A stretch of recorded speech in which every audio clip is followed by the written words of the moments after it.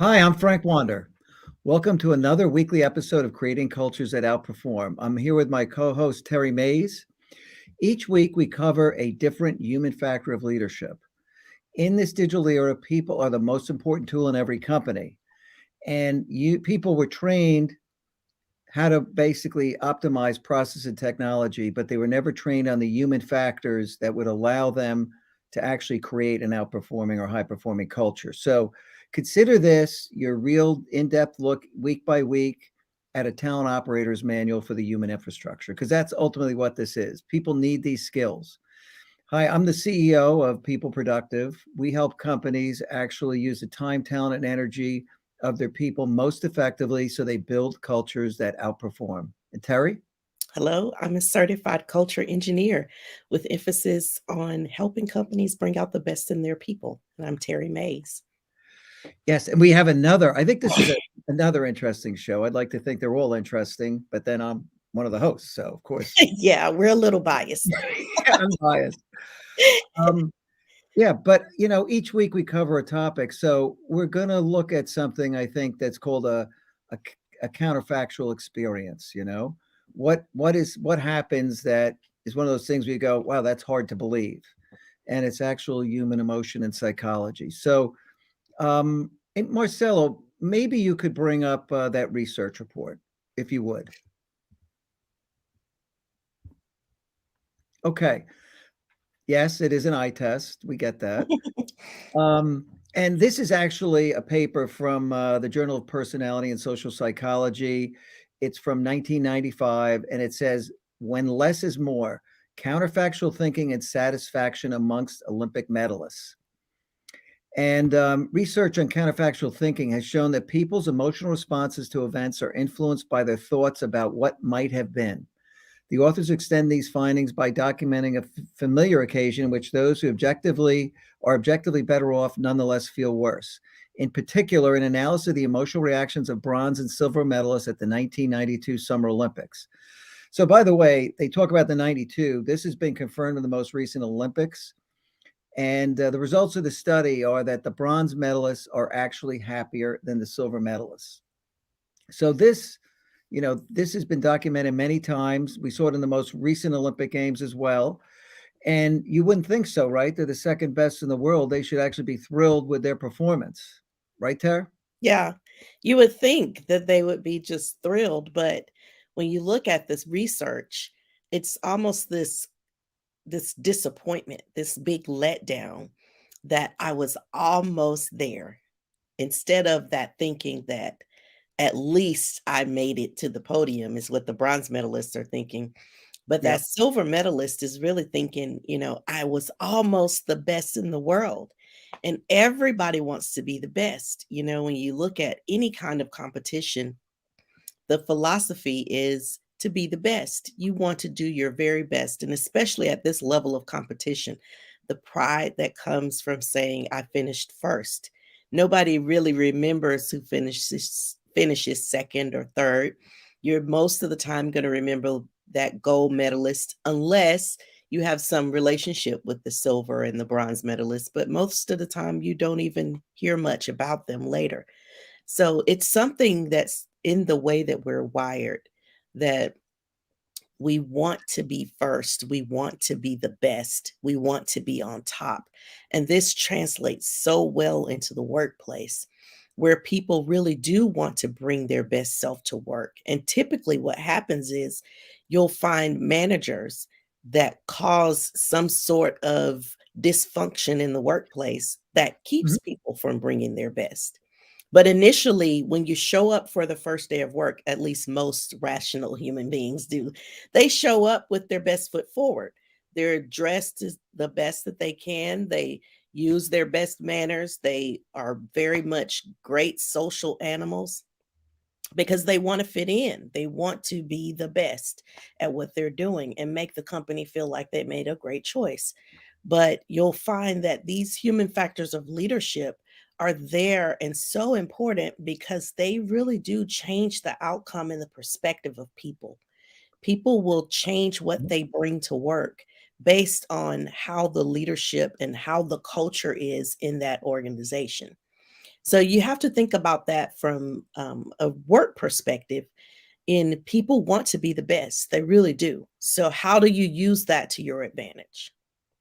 Mhm.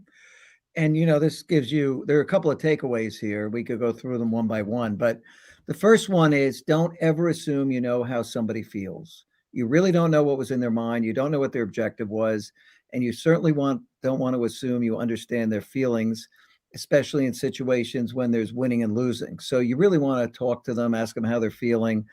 Let them talk to you and tell you what their lens is, which is very important. But I think before we go further, Seinfeld had a few funny things to say about just this subject. So we thought we would share this with you. The silver medal. Let's play this. I was in London about a month ago. The World Cup was going on. I enjoy any sporting event where nations get involved. I find that the most exciting. The Olympics is really my favorite sporting event, although I think I have a problem with that silver medal. I think if I was an Olympic athlete, I would rather come in last than win the silver. If you think about it, you win the gold, you feel good. You win the bronze, you think, well, at least I got something. But you win that silver, that's like, congratulations, you almost won. Of all the losers, you came in first of that group. You're the number one loser. No one lost ahead of you.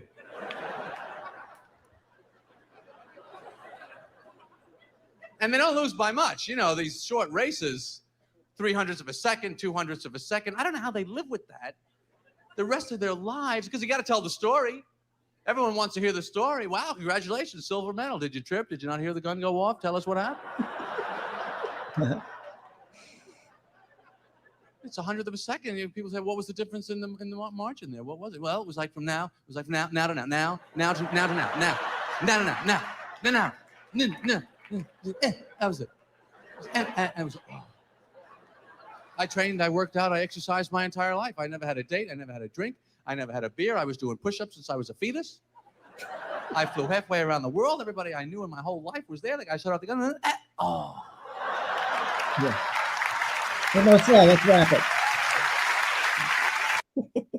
I think that's really funny. But it is honest. Good humor really touches on some honest feelings.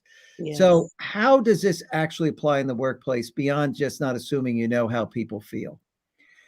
I've seen times where positions have opened and they've put together a slate of candidates and they've added people in saying, hey, let's honor this person by adding them in, knowing they're really not going to win. And actually, you can see from this that it's very damaging. You don't want to do that. And you really want people to have actually a fair shot. You don't want to include people in those things just to say, hey, wow, let's be nice. They're really a good performer. They're not quite ready. Let's give them some exposure here. We'll interview them. Well, guess what? It doesn't feel good not to get that job. Right. Because again, we want to be first. Everybody wants to be chosen. We're just big kids on the playground waiting for someone to choose us to be on their team. So you really do have to remember that about people. We all want to fit in, we all want to belong, and we're just looking for that place where we feel like we're accepted. So use this to your advantage. Think about the focus that people have when they're preparing for an interview or they're looking at different positions and then they fall short. That person is thinking, how close was I? That's usually the first question that you want to know. Was I in the running really? Or was I just there as a seat filler? I want to know how close I was. How well did I do? Because I'm comparing myself to the person that won so that I can improve. Asking those questions are great questions to ask after interviews. What could I have done differently? How could I have been more prepared? All of those things are the same kinds of things that the Olympic medalists are going through in their mind. What could I have done more of? What could I have done less of? Preparing their minds for the next time, because most times Olympic athletes compete many times because they're striving for that gold medal. But that's the same way people are in the workplace. We're looking to achieve greatness. And so sometimes it may take you a couple of rounds to do it, but that's the focus. What could I do better? That bronze Mhm. medalist, that person that's just happy to be there. They're just happy that they made it on the podium. They're super excited about that. They're really not focused too much on what they could have done as they are in the excitement and enjoyment of the moment, just being present in the moment. And so that's another point that we can take away from this is because sometimes we may get focused on what could I have done better, or what I should have been doing. Take some time and stop and just enjoy the moment. Enjoy where you are because you are right where you need to be. And it's not just all about the winning, but it's about the experience. Yes, absolutely. And, that experiencing comes down to the rule, don't do courtesy interviews like we were just talking about, right? Yes. It's not a good experience at the end. The other thing is, managers may try to make feel better when there's a promotions are discussed, even if people aren't interviewed and somebody's chosen. You get a manager who's really inexperienced and says, "Oh, you came in second. You're really good. You came in second." They think they're really being clever and they're making Mhm. them feel good. Reality is that doesn't work. The much better way to approach it, if you were going to actually try to keep them motivated, is to say, we had one clear choice that was actually ready and better than a group of you. And, here are the things that we would like you to work on that we think set this individual apart and made them ready for this job. You weren't second. We had a group of folks who are being, who are, a level down. You're one of them, but, here's things you need to work on. It's not you came in second. There's no reason to do that right? Because they had that situation where it's almost made, oh no. So why go there? It's not going to get you anything. Right. Right. People want to be a winner. And so when you start ranking people, which is why that's such a dangerous thing to do, I'm always just so Yes, frustrated with those processes where you rank employees. It's just a dangerous place because when people it find is. out where they are in the rankings, it just causes so much chaos and confusion, much more competition than there should be. But when you group people together and make them feel like they're part of a team, that's how they function. But when you pit people against each other and make Oh them yeah. feel like it's a competition, that's how they function. So you get much more output and much better results when people are working together as a team, where they're collaborating and they feel like the person next to them is not their competitor, but their companion. That person is there to help them succeed, and so now everybody is walking around thinking, how can we work together? How can we succeed together? So that it's not just me as an individual, I got the gold medal, but we as a team came together to get the gold medal. Yeah, and, when you look at team awards, certain awards are certainly less valuable to that teamwork and collaboration, like Employee of the Month. This person's the best. You're much better off taking high-performing teams, recognizing a team that did a very good job. There are outstanding players, there's ways to recognize them, but, when it comes down to that public recognition, having teams that perform well and recognizing them and saying, "Hey, the teamwork, look where this teamwork got them." Now you're reinforcing really good things. You're Right, encouraging people to actually contribute in a way that's gonna make a difference for the company going forward. And so even consider this in terms of your, recognition systems. How do you do it? Are you singling people out, making other people feel, "Hey, I thought I worked just as hard as them. What's going on?" right, You don't have to go there and, suffer some of the negative consequences of handling that recognition in a less intelligent way. right. I think that's a very good point. Mhm. Focusing more on the team building and focusing on team recognition as opposed to just singling out individuals because there's always going to be somebody that's comparing themselves to that person and they're saying, well, I'm just as good as them or I'm better than them. Mhm. And it just creates an animosity that you don't have to have on your team.